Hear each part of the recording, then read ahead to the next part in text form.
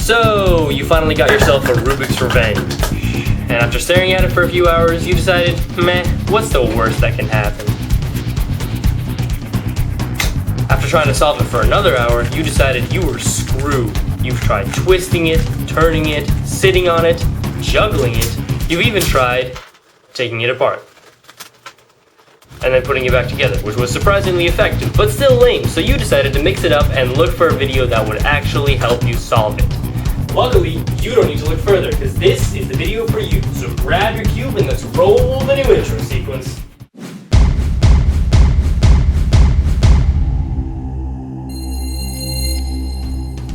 What's up, cubers, and welcome to the simplest tutorial on the 4x4 Rubik's Revenge. And before we get into actually solving the cube, I want to make a couple of things clear. First of all, you really want to make sure you know how to solve the 3x3 Rubik's Cube before you get into doing this. If you need to brush up on those skills a little bit, you can go visit my original tutorial. But the safest bet is if you can solve the 3x3 in under 3 minutes, then you can go on to the 4x4. Otherwise, you need to patch up on your skills because this tutorial is going to be almost fully intuitive, and you're going to need to know how these twisty puzzles work and sort of the understanding of the 3D manipulations that you can do with this cube in order to actually understand what's going on with this one. Secondly, this is going to be a crash course on the 4x4 Rubik's Revenge, just like my original tutorial was on the 3x3, meaning I am going to go a little bit quickly in some spots. If you do find that I'm going too quickly and you're missing some stuff, or you want a little more in-depth discussion on the different things that I'm doing, feel free to click that help button at any point, and whatever portion of the cube I'm solving, that button will redirect you to a video that will actually explain in more detail what I'm doing, so if I'm going a little bit too quickly and you get lost, feel free to click that button and it'll bring you to an additional help video. Speaking of which, if you don't have annotations enabled, that'll make it a little bit more difficult, but every annotation that links to another video has its link in the description below. Other than that, let's just get started. So the 4 steps of this tutorial are going to be learning the basics, building the centers, building the edges, and then solving the cube as a 3x3 Rubik's Cube. So if at any point you want to skip to those portions of the video, feel free to click those links at any time. So before we actually get into learning how to solve this cube, we should know the basics, how this cube is structured and how it's different and similar to the original 3x3 cube. So as you'll notice, the only difference with the 4x4 compared to the 3x3 is that the 4x4 actually has a middle layer that's comprised of 2 layers. And so what that means is that this cube is actually the same thing as this cube, except its center pieces are composed of 4 pieces and its edge pieces are composed of 2 mini little cubies. Okay, so what that seems to suggest is that if we're able to build these centers and then build these edges, we can actually solve this like a regular 3x3 cube, provided we solve for little errors like parities, which only occur in a 4x4 cube, which I will cover in the last step of this tutorial. Other than that, the basics are pretty much the same. Centers have 1 color, edges have 2 colors, and corner pieces have 3 colors. I mean, pretty much the same thing as a 3x3, except whereas in the 3x3, the centers are all stationary, where red is opposite orange, and yellow is opposite white, and blue is opposite green. On the 4x4, we can actually move those centers around really easily, and so that's going to present us with a little bit of a problem when we get into solving those centers, but I'll be sure to cover that in this tutorial. Other than that, the 4x4 and the 3x3 are pretty much similar, and that's why I can really cover most of the stuff involved with the 4x4 in the next 15 minutes. So let's give this cube a little mix-up and get right into it. Alright, so I've given my cube a mix, and we're ready to get right into solving this cube. Now, what we're going to do is we're going to solve the first center, then the opposite center, then the first middle layer color, then the second middle layer color, and then the last 2 middle layer colors. So those are going to be the steps over here. You can skip to those at any point if you wish. And then the steps to actually solving every single center are going to be identifying the squares, building the lines, and then connecting the lines into a square. Okay? So let me tell you what that means. Let's just go on to step 1 and solving the first color. Now from my original 3x3 Rubik's Cube tutorial, people told me that they prefer to begin on the white color instead of the green color. So for this tutorial, I'm actually going to use white as my starting color. You can follow along with any color that you please, but using white will probably make it a lot easier for you. Okay, so step 1 is to find the little squares. And so what you want to do is you want to find 2 little white squares like this that are hopefully perpendicular to each other, on perpendicular faces. So you see how these 2 faces are perpendicular and these 2 squares are on those faces? That's what you're looking for. It's fine if they're parallel to each other, so if this piece is right here and the other white piece is on this side, that's also okay, but if you can find something that's perpendicular, that's going to be the best option for you, and most likely you will be able to find 2 squares that are perpendicular. Now, what we want to do with these two little squares is we want to connect them into a single white line, because the way we build a block is we connect these little squares into lines, and then we connect the two lines together into the full block. So as you can see, intuitively, to connect these two squares together, if this is in the top left, then we want to take this and put it into the bottom left. So if we just give this face a turn, like that, a single turn. Now this is in the bottom left and this is in the top left, and we can just slap those together into a single line.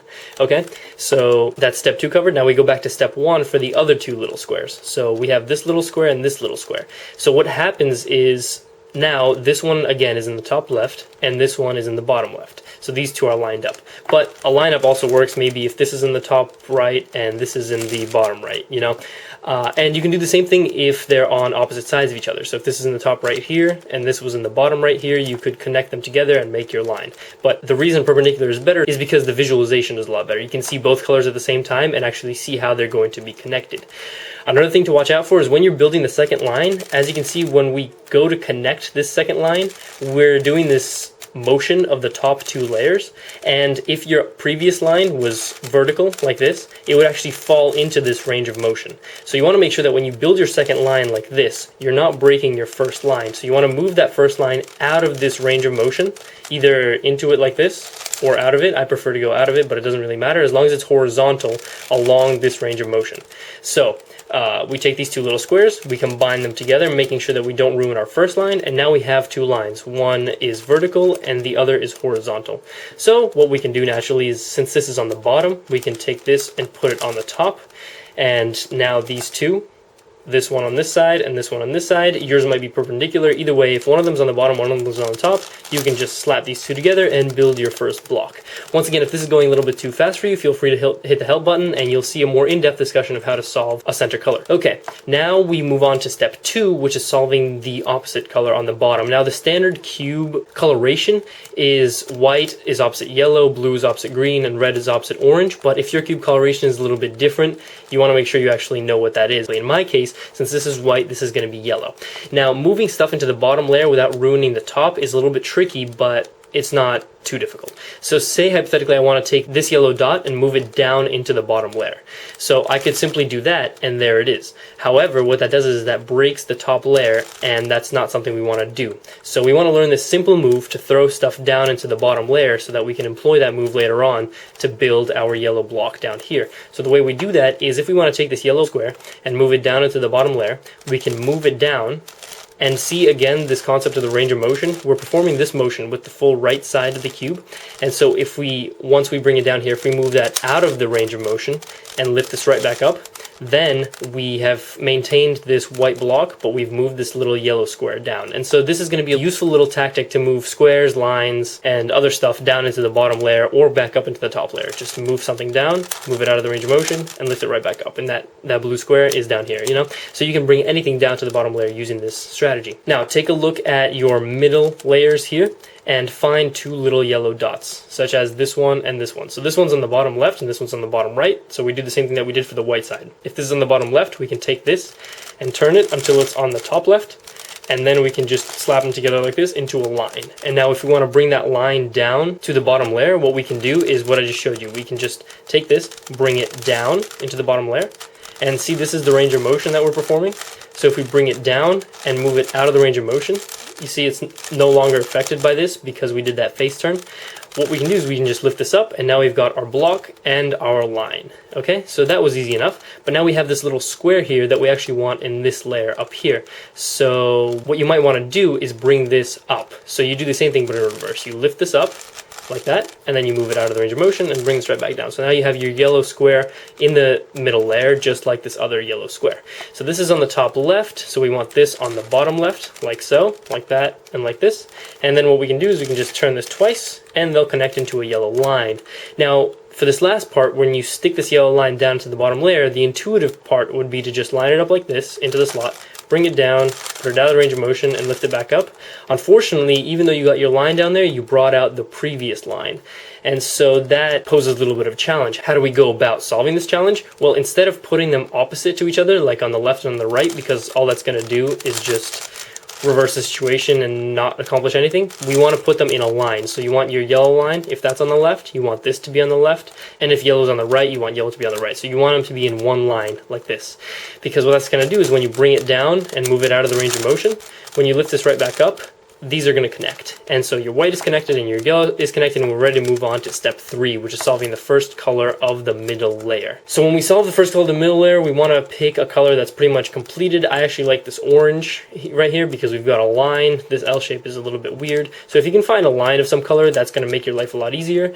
And now we can just go ahead and finish this orange color. So we have an orange dot here and an orange dot here. So this is bottom right and this is top right. So all we need to do is just move this like that, and we've got our line. So you have this line, and fortunately we haven't broken this line. So this is horizontal, this is vertical. We can just give this a little turn like that to make it horizontal and slide them together. Okay, so all I did was same thing I did for the white, just inside of this layer. I connected my little dots and I slapped the two lines together. Now we build the second color, and this is going to be a little bit more tricky because it's sort of along the same lines as the white or yellow type of deal, and it's also a bit tricky because we're not sure whether this is supposed to be green or blue. And you don't want to solve the opposite color. We don't want to make red just yet because that's going to make everything nightmarishly difficult, and we just want to keep them perpendicular, okay? So to find out what color this actually has to be, you can either refer to a regular 3x3 Rubik's Cube, or you can memorize your color pattern, or you can use this little simple trick that I'm about to show you. So when you have your white and your orange, or whatever two colors these are, you can find a corner that has those two colors, such as this white, orange, green, and do a couple of turns to position it in such a way that the white piece of the corner is in the same face as the white center, and the orange piece of the corner is in the same face as the orange center, and then this color will reveal to us what center this must be. So now we know that the right side has to be green and the left side has to be blue. Since we already have a blue line, we might as well just build the blue over here on the left side, but you can build whichever one you want. So let's just get right into it. So we have our blue line, we have these two blue dots. That's going to make everything a little bit more complicated because we actually have to break up these blue dots before we can connect them into a line. So to break up these dots, we'll have to move this dot away like this. But what that's going to do is it's going to break this blue line. So we want to check this range of motion here, which is these two top layers. We want to move this blue line out of that range of motion. Okay, and so now we can just easily disconnect these two dots. However, when we do this, we're also going to be breaking this orange block here. So once again, we want to do the same thing that we were doing when we were building our yellow, is when we break it up, we want to move what we just took out of the way out of the range of motion. So this blue dot that we're breaking up like this in my case, when we break it out like this, you see our top two layers are the ones that move. So we want to move this blue dot out of that range of motion and then reverse what we just did. And that ensures that this orange thing that we built is not broken. Okay, so now we have these two blue pieces and we want to connect them into a line. So this is on the bottom left, so this can be on the top left. And now once again we connect them, but in order to not break the orange over here, we want to connect them and then move this line out of the range of motion and then reconnect the orange, okay?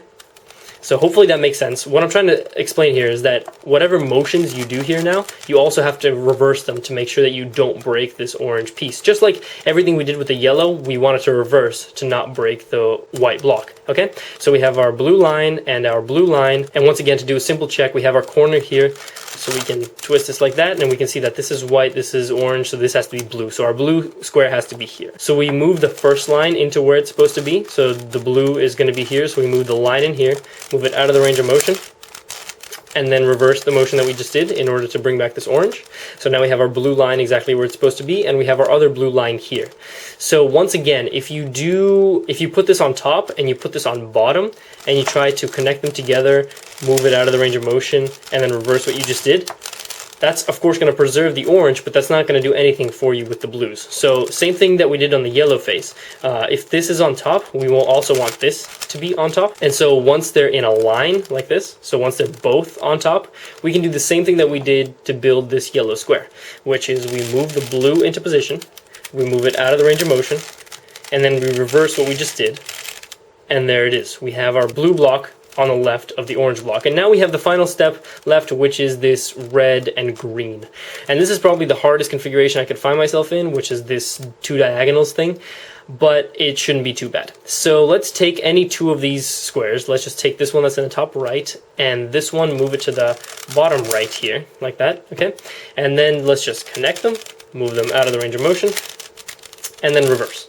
Okay, so what that did was it built me one green line and one red line. Now I have these two guys left. So this will be in the top left, this will be in the bottom left, like so. And we can just connect them, move it out of the range of motion, and then reverse what we just did. Okay, and now we have our red line, green line, green line, and we have our blue, orange, white, yellow. So orange is here, so red must be here, and blue is here, so green must be here. So this is green, this is red. So to build this green face, again, we don't want our greens to be opposite each other. We don't want them to be left and right, because that's not going to work out. They have to be in a line like this. And so we do the same thing that we did when we built the yellow. We just bring this green down, then we move it out of the range of motion, and we lift it right back up, and our green block is complete, and so is our red, and in fact all of our colors are complete, and we're ready to move on to building the edges. Alright, so now we're ready to build the edges of the 4x4 Rubik's Revenge, and when we do this, we're pretty much going to be doing the same exact pattern over and over again until we finish all of the edges. But there's still a couple of steps, especially in the very end, that are a bit tricky, and I'll just show them all to you. So the first part that we're going to do is we're going to build all 4 of the first color edges, in my case white, so all 4 of the white edges. Then we build all 4 of the non-yellow edges, and then we make sure that we have one single yellow edge completed. And then we do the final step. Okay, so that shouldn't be too bad. Now, the way we build an edge is we find the 2 little edge cubies, we connect them, we replace them with garbage, and then we make sure that we didn't break anything. Okay, so what that means is, let's say I want to build this blue-white edge. But you can pick white, blue, white, green, white, orange, whatever you want, just something with white. So I have the white, blue here and the white, blue here. And so the trick to this is, once we found our 2 cubies, we have to align them in such a way that they fulfill 3 requirements. They must be in the same face, so in the same rotatable face, like this. They must be on opposite sides of that face, and they must also be flipped according to each other. So if this one has white facing up, this one has to have blue facing up. So in this case, what we can do is, if this white blue is here and this white blue is here, they're opposite but they're not flipped. So I can just move this over like that, turn the face this way, and then lift this right back up. And what that does is that gives me this one here, and they're opposite but flipped.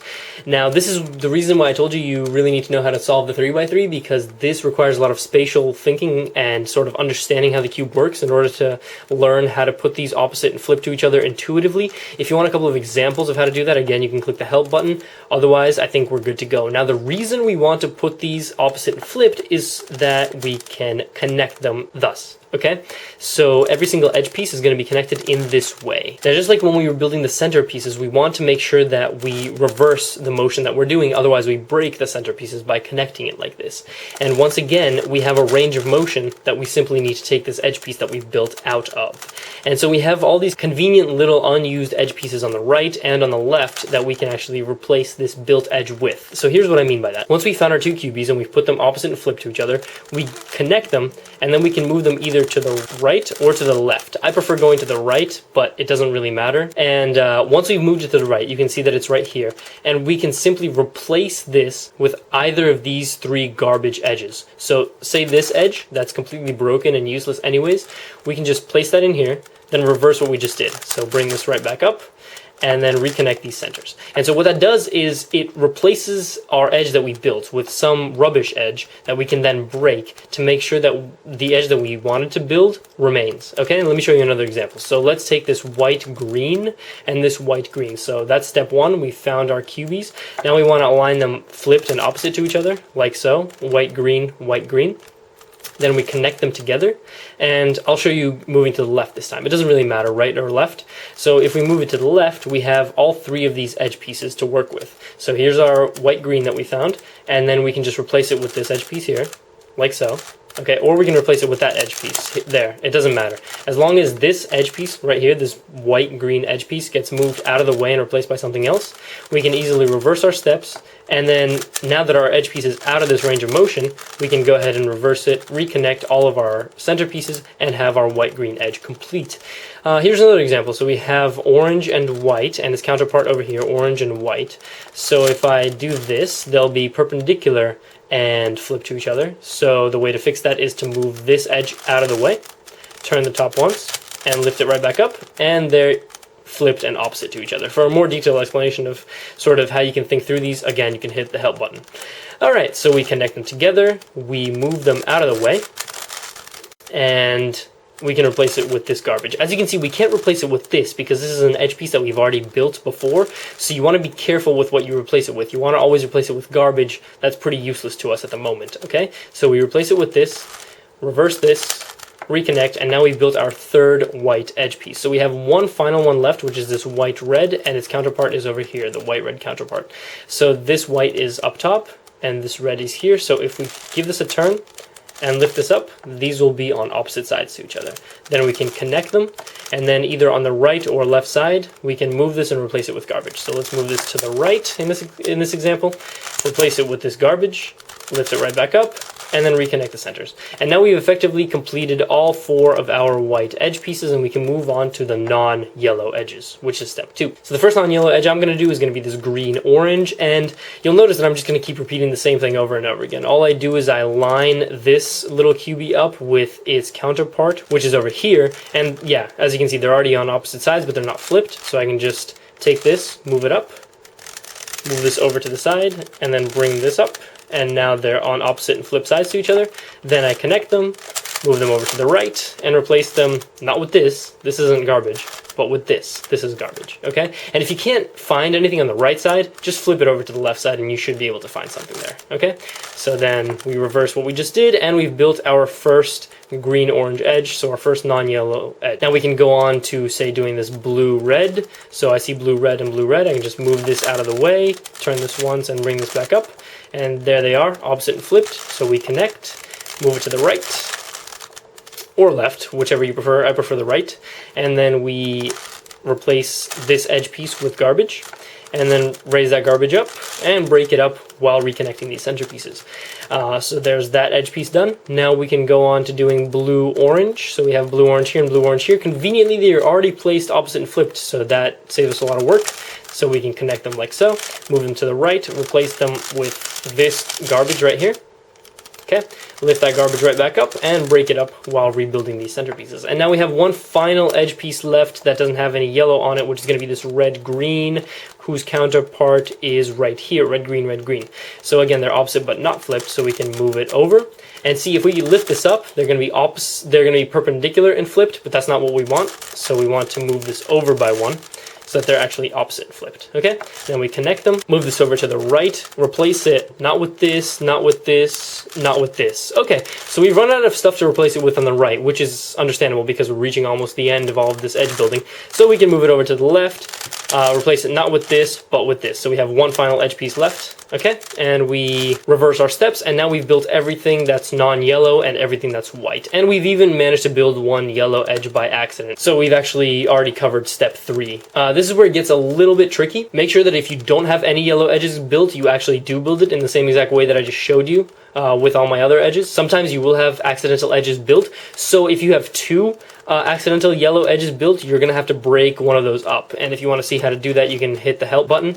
Otherwise, if you find yourself in a situation where you've built every single edge piece except for 3, which is the goal here, then you're good to go. Here we go for the final step of solving the edge pieces of the Rubik's Revenge. So the trick to doing this is it's pretty much the same thing that we have been doing with a little bit of extra spice. So let's find the counterpart to this blue-yellow edge piece right here. Okay, so here's the blue-yellow and here's the blue-yellow, and to put them opposite and flipped, I will rotate this twice and lift it up, okay? So we have our blue-yellow here, and we have our blue-yellow here, okay? So those are the 2 edges here.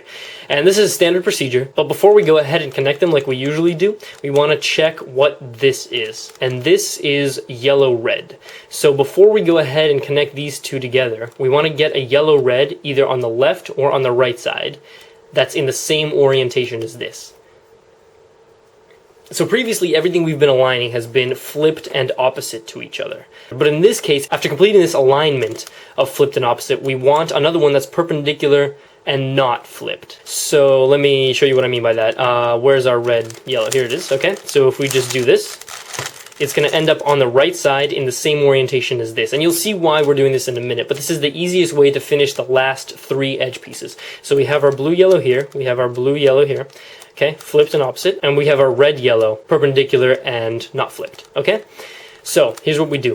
We connect the yellow, like we usually do, and then we turn this in the direction in which this red yellow is. So in my case, that's on the right. If I had put this on the left, I would turn this to the left, okay? But in my case, I'm gonna turn it to the right. So turn it to the side where this piece is. And the reason for that is, instead of replacing this with garbage, some random stuff, we're gonna replace it with the garbage that contains this second edge piece that we found. So this red yellow, okay? And then we, again, lift it back up. And as you'll see, when you begin to reverse the move, you'll see that this red yellow actually connects with itself. So this red yellow connects with itself, and this blue yellow we already built, so that leaves the third one to build of its own accord. And we have now successfully built all of the edge pieces on the 4x4 Rubik's Revenge. And that's it. You're pretty much all set with solving the 4x4 Rubik's Revenge. From this point on, what you need to do is solve it just like a 3x3 Rubik's Cube. If you want to see me do that, you can click on this cube here, and I'll show you how, using my strategies that I explained in my original video on how to solve the 3x3, how I sort of visualize this just like a 3x3 and solve it using those algorithms. Alright, so if your cube doesn't currently look like this with all the first 3 layers solved, give this video a pause and come back when you actually get to this state. Once again, if you need some help, you can click on the cube here, on the annotation that's around the cube, and I'll show you how to sort of visualize this as a 3x3. However, if you are at this stage, we can go ahead and move on to the bottom layer. Now what you might notice when you flip the cube over is that there might be some unconventional form of the cross. You know, normally we expect there to be a dot or an L shape or a line or a cross. You know, those are the 4 expectations that we have, but we never expect a T shape or maybe just an I shape. You know, only one of them done or all but one of them done.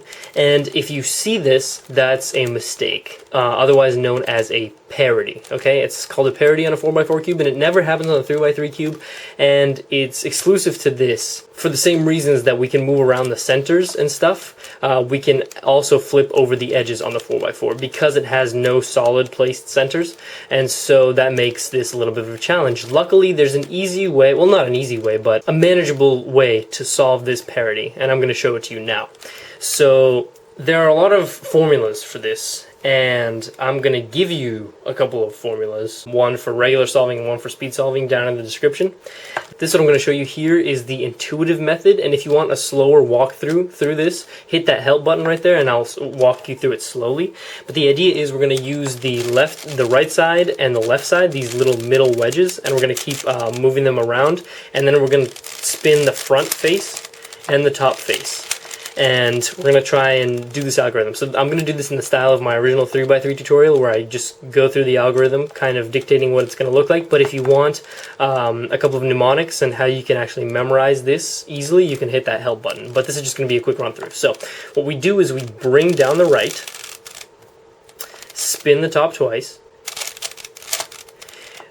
bring down the left, spin the front twice, bring up the left, spin the front twice. Okay, then we bring up the right twice. Okay, just the right wedge twice. Then we spin the top twice, bring up the right once, spin the top twice, bring down the right once, spin the top twice. Then we turn the front twice, spin the right twice, and then turn the front twice. And as you can see, what that does is that completes our cross. So that's sort of the way we do it, and if you want just straight up formulas, I have them down in the description. Or if you want me to explain this memorizable method, again, hit that help button. Alright, so moving on to the corners now, once we've built and aligned our cross, sometimes we can see this second parity where we have 2 corners that are correctly placed, but the other 2 are incorrectly placed. Now remember that on the regular cube, there can only be 1 or all of them placed correctly. There can never be 2. And if you have 2, that's another parity. And here's the second formula on how to solve this parity. This one is actually a lot easier to remember, but again, you can hit that help button if that's going to help you out. So what we do is we move the right wedge twice, then we move the top twice, then we move the right wedge twice, then we move the double top, I guess, both of the top layers twice. Then we move the right twice, and we move the middle top slice twice, like that, okay? And that messes up our cross, but once we rebuild this cross, we'll notice that our corners are correctly placed. So let me just finish that off right now. So what I decided to do here is just fast forward through me completing the final steps of the 4x4 cube. What I'm doing is I'm applying the 3x3 algorithms that I taught in my original tutorial, which is linked in the top right, and I'm applying these algorithms to the 4x4 cube. If you want to see a more detailed instruction on how to do this, you can click the link at the top left, or if you already figured out using my algorithms or your algorithms how to solve this final layer once you figured out all the parities, you can just hit that big skip button on the bottom left, and that's just going to bring you to the end of the video with the fully solved cube.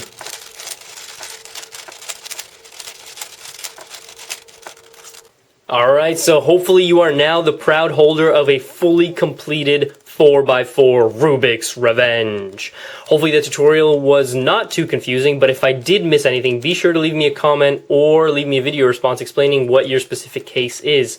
Otherwise, if you've completely solved this cube, send me a picture, send me a video of you holding the cube. I don't know. Give me some advice on some of the stuff I could have explained better, or some of the stuff I should have gone more slowly on. Let me know if this sort of style of videos where I sort of give a really fast crash course and then do in-depth videos is helpful, or if I just should do a whole long 40-minute video explaining in-depth how to solve these puzzles. Because I think the next thing I'm going to go for is the 5x5 Professor's Cube.